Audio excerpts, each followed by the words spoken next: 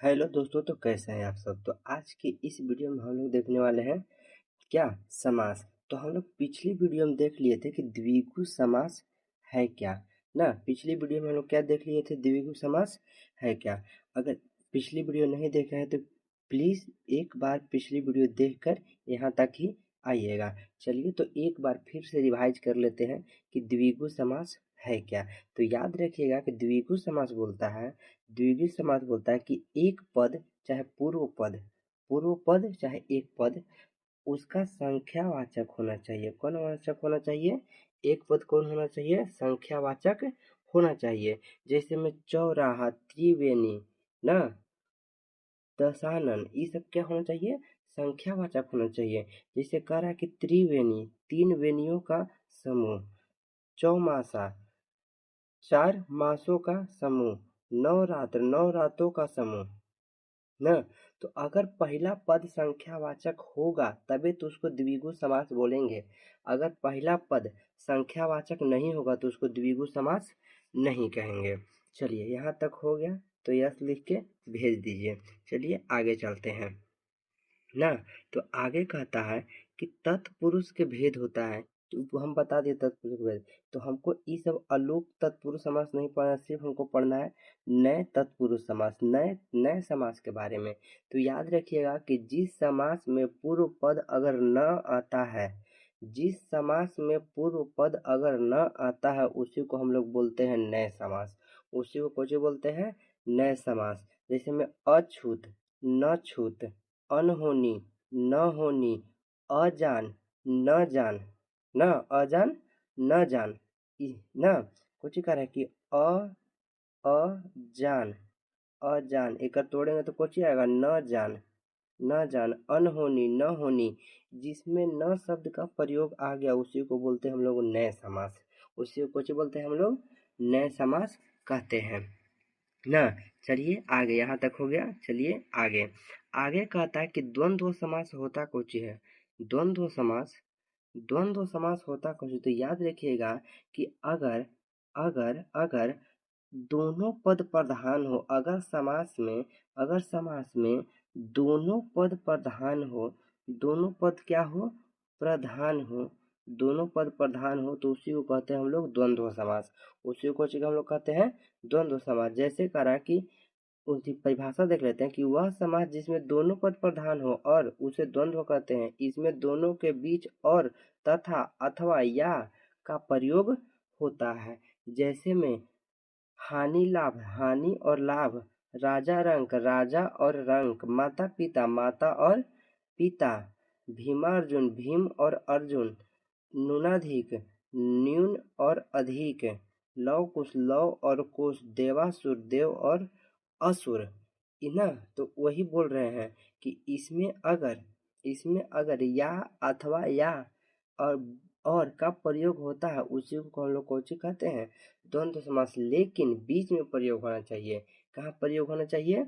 बीच में प्रयोग होना चाहिए, तभी जाके हम लोग को होगा ना। जैसे माता पिता, राजा रंक, भीमा अर्जुन, लव कुश, देवा असुर, ये सब कौन है? द्वंद्व समास है।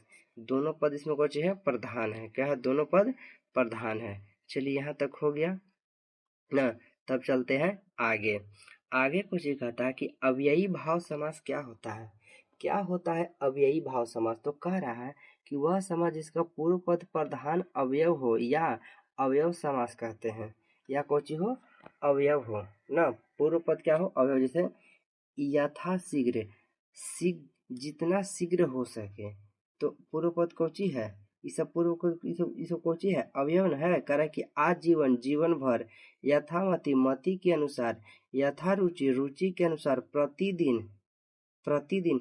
अगर बोले कि अव्ययी भाव कैसे, प्रति, भर, ये सब रहे तो उसी को बोलते हैं हम लोग अव्ययी भाव। जैसे प्रतिदिन तो हर दिन, प्रतिपल तो हर पल, इसी को हम लोग बोलते हैं अव्ययी भाव समास। इसी को कौन हम लोग बोलते हैं? अव्ययी भाव। अगर नहीं नहीं चिन्हा रहा है अव्ययी भाव तो उसके आगे देखो प्रति लगल रहेगा, भर लगल रहेगा ना, ये सब लगा रहेगा तो उसी को हम लोग कौन बोलते हैं? अव्ययी भाव समास कहते हैं ना। कौन बोलते हैं? अव्ययी भाव समास। चलिए आगे कह रहा है आगे कह रहा है कि बहुब्रीहि समास क्या होता है, बहुब्रीहि। तो कह रहा है, याद रखिएगा कि इसमें दोनों पद गौण हो जाते हैं। क्या, इसमें दोनों पद क्या होते हैं, गौण होते हैं, यानी कि छिप जाते हैं, दोनों पद छिप जाते हैं, तथा दोनों मिलकर, तथा ना दोनों पद छिप जाते हैं तथा दोनों मिलकर किसी तीसरे पद को प्रदान करते हैं, किसी तीसरे पद को प्रदान करते हैं, या विशेष करते हैं, विशेष से देते हैं, विशेषता देते हैं ना, कोई देते हैं किसी तीसरे पद की, कोई देते हैं विशेषता।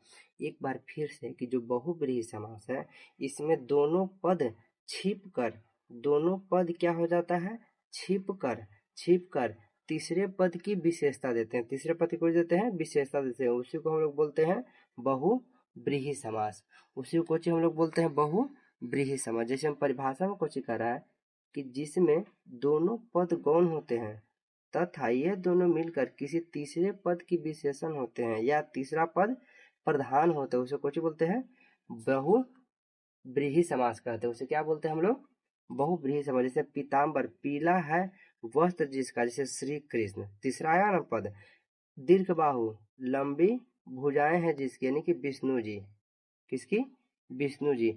अष्टभुजा, 8 है भुजा जिसकी, दुर्गा जी ना। तो इस तीसरी भुजा को कुछ ही तीसरे पद को प्रदान कर रहा है, किन पद को प्रदान कर रहा है, तीसरे पद को प्रदान कर रहा है। आगे चलते हैं ना, आगे चलते हैं। कह रहा है कि कर्मधारय और बहुब्रीहि में अंतर, कर्मधारय और बहुब्रीहि में अंतर कुछ ही कह रहा है। कह रहा है कि कर्मधारय, कह रहा है कि यह समास तत्पुरुष समास के उपभेद है। इस समास को दूसरा पद प्रधान तथा पहला पद छिप जाता है, और इस समास में दोनों पद के बीच विशेषण और विशेष का संबंध होता है। जैसे कह रहा है कि नीलकंठ, तो नीला है जो कंठ, जिसमें है जो आता है उसको बोलते हैं कर्मधारय, जिसमें है जो आता है उसको बोलते हैं हम लोग कर्मधारय, और जिसमें तीसरे पद के प्रधान रहता है उसको बोलते हैं बहुब्रीहि ना, उसको कुछ बोलते हैं बहुब्रीहि। जैसे में कुछ कह रहा है कि नीलकंठ, नीला है कंठ जिसका, किसको, शिव। तीसरा पद आया ना, इसी को हम लोग कहते हैं बहुब्रीहि। अगर हमको अंतर पूछे तो उसको हम लोग विग्रह में देखेंगे, कोची में देखेंगे, विग्रह में अंतर देखेंगे ना, किस में अंतर देखेंगे, विग्रह में अंतर देखेंगे ना। चलिए यहाँ तक हो गया, तो आगे चलते हैं। आगे कोची कह रहा है कि द्विगु समास, द्विगु और द्वंद्व में अंतर पूछ रहा है, द्विगु और द्वंद्व में अंतर। कह रहा है कि द्विगु में पहला पद तो संख्यावाचक होगा, और द्विगु समास से पहले तत्पुरुष समास का उपभेद है ना। द्विगु दो गौों का समाहार है ना, होगी।